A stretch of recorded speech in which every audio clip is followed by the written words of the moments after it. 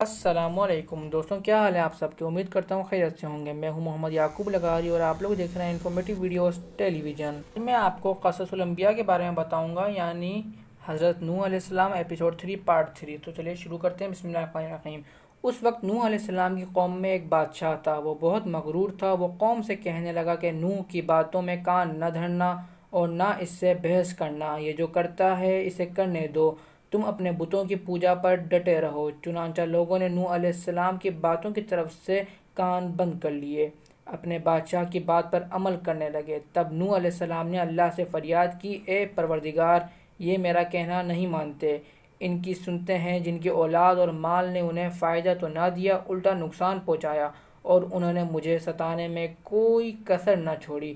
اور آپس میں ایک دوسرے سے کہنے لگے کہ اپنے دیوتاؤں کو نہ چھوڑنا، اور نہ تم سوا کو، اور نہ یغوث اور یعوق اور نصر کو نہ چھوڑنا، اور ان لوگوں نے بہت سے لوگوں کو گمراہ کر ڈالا۔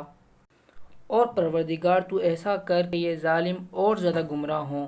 اس طرح نوح علیہ السلام نے 950 سال لوگوں کو دعوت تبلیغ کی، لیکن اتنے طویل عرصے میں صرف 80 کے قریب لوگ مسلمان ہوئے، اور ان میں زیادہ تعداد فقراء، مساکین اور غلاموں کی تھی۔ مشکل سے 10 لوگ ایسے ہوں گے جن کی معاشرے میں عزت تھی۔ چنانچہ نوح علیہ السلام کے مغرور سرداروں نے جب اس صورتحال کو دیکھا تو اکٹھے ہو گئے، نوح علیہ السلام کے پاس آئے اور کہنے لگے، اے نوح، ہم چاہتے ہیں کہ تیری باتیں مانیں اور لوگوں کو بھی تیری باتیں سننے کی ترغیب دیں اور سب ایمان لے آئیں، لیکن اس سے پہلے ہماری ایک شرط ہے، یہ کہ آپ کے حصے میں جو حقیر لوگ آ گئے ہیں انہیں دھکے دے کر اپنے پاس سے نکال دیں، اس لیے کہ ہم اپنی قوم کے سردار ہیں اور مقام و مرتبے والے لوگ ہیں، اس لیے ہم ان فقیر لوگوں کے پاس نہیں بیٹھ سکتے۔ اگر آپ انہیں نکال دیتے ہیں تو ہم ایمان لے آئیں گے۔ اللہ تعالیٰ نے نوح علیہ السلام کی قوم کے ان سرداروں کا ذکر سورہ ہود آیت 23 تا 31 فرمایا ہے۔ اللہ فرماتے ہیں، کافر سردار نوح سے کہنے لگے، ہم تو یہی دیکھتے ہیں کہ تو ہماری طرح ایک آدمی ہے، اور یہ بھی کہنے لگے کہ صرف ان لوگوں نے تیری پیروی کی ہے جو ہم میں کم تر ہیں، اور ہم تو تمہیں کسی بھی بات میں اپنے سے زیادہ نہیں مانتے بلکہ تمہیں چھوٹا سمجھتے ہیں۔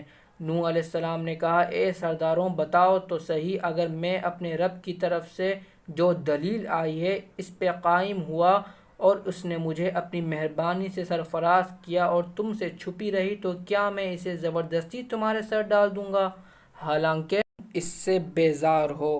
میری قوم والوں، میں تم سے اس سے کوئی مال نہیں مانگتا، میرا ثواب صرف اللہ کے یہاں ہے، نہ میں ایمانداروں کو اپنے پاس سے نکال سکتا ہوں۔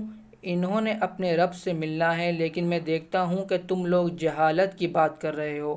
میری قوم کے لوگوں، اگر میں ان مومنوں کو اپنے پاس سے نکال دوں تو اللہ کے مقابلے میں میری مدد کون کر سکتا ہے؟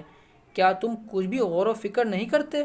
میں تم سے یہ نہیں کہتا کہ میرے پاس اللہ کے خزانے ہیں اور میں غیب کا علم بھی نہیں رکھتا، نہ میں یہ کہتا ہوں کہ میں کوئی فرشتہ ہوں، نہ میرا یہ قول ہے کہ جن پر تمہاری نگاہیں ذلت سے پڑ رہی ہیں اللہ تعالیٰ اپنی کوئی نعمت نہیں دے گا انہیں، بلکہ ان کے دل میں جو ہے اللہ اسے بخوبی جانتا ہے۔ اگر میں ایسی بات کہوں تو یقیناً میرا شمار ظالموں میں سے ہوگا۔ اس پر نوح علیہ السلام کی قوم اور اکڑ گئی اور وہ کہنے لگے، اے نوح، بس بہت ہو گیا، تو نے ہمیں بہت ڈرا دھمکا دیا۔ اب اگر تو سچا ہے تو جس چیز کا وعدہ تو نے ہم سے کیا تھا اسے لے آ۔ نوح علیہ السلام نے ان کی بات سن کر کہا، عذاب لانا تو اللہ کا کام ہے، اللہ کو کوئی عاجز نہیں کر سکتا، اور جب اس کا عذاب آ جائے گا تو کوئی بھاگ نہیں سکے گا۔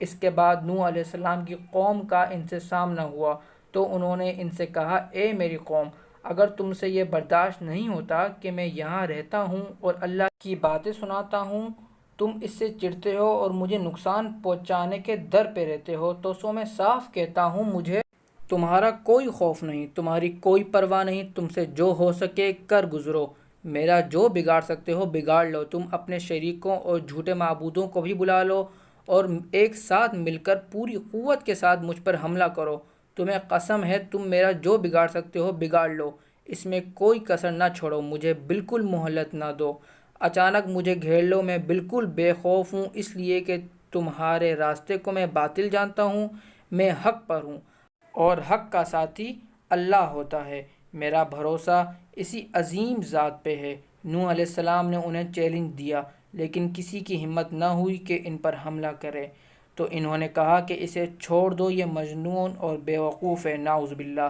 بہرحال اسی طرح معاملہ چلتا رہا اور سالوں گزر گئے لیکن کوئی مسلمان نہیں ہوا۔ پھر پہاڑ میں رہنے والے لوگ روز بروز برائی میں ترقی کرنے لگے، اور جو لوگ شروع میں ایمان لائے ان لوگوں کے علاوہ کوئی ایمان نہ لایا، تو نوح علیہ السلام انہیں مسلسل دعوت دیتے رہے مگر بے اثر، یہاں تک کہ اللہ تعالیٰ نے نوح علیہ السلام کی طرف وحی نازل کی کہ اب کوئی شخص ایمان نہیں لائے گا۔ اللہ تعالیٰ سورہ ہود میں فرماتے ہیں، نوح کی طرف وحی کی گئی کہ آپ کی قوم میں سے جو ایمان لا چکے ہیں ان کے سوا اور کوئی ایمان نہیں لائے گا، بس آپ ان کے کاموں پر غمگین نہ ہوں۔ اب چونکہ اللہ نے فرما دیا کہ وہ ایمان نہیں لائیں گے تو وہ نا امید ہو گئے اور انہوں نے بد دعا کی، جس کا ذکر سورہ نوح آیت 26-28 کیا ہے۔